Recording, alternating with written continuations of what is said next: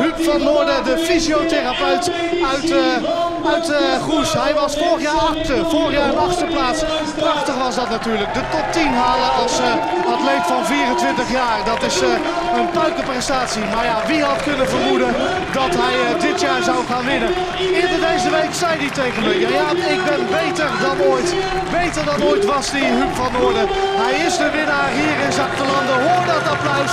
Hoor dat applaus van al die honderden, duizenden mensen. Hij doet zelfs nog een ratslag. En dan gaat hij binnenkomen, nog een ratslag van Huub van Noorden. En zijn finishtijd is nog een ratslag, 3 ratslagen. 2 uur, 40 minuten en 55 seconden voor Huub van Noorden. De omhelzing met Lijn Lieversen. En wat een winnaar, wat een winnaar. Huub van Noorden, 25 jaar. En het applaus, dat is voor hem.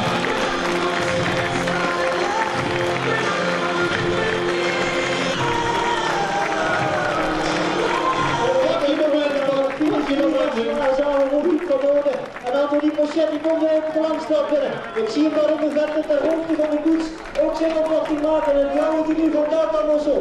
Mooie prestatie van onze zuiderbuur Anthony Pochet. Dat juist voor jou. Ik pak hem over en daar is die onze Anthony Pochet, de Waal. Die vandaag gewoon de tweede plaats gaat pakken. Vorig jaar ook al sterk lopen hier in deze editie.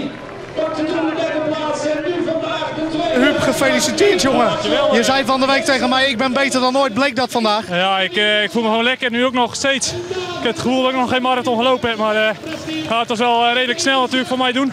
Maar ja, top. Kan nog wel 10, maar ja, het is nog 40 hè, of 42. Schrok je dat Sebastian Sletteren bij je wegliep op het strand bij voor Oostkapelle? Ja, ik schrok wel. En Erwin Harmes ging erachteraan. Het was best wel zwaar op het strand, het eerste stuk.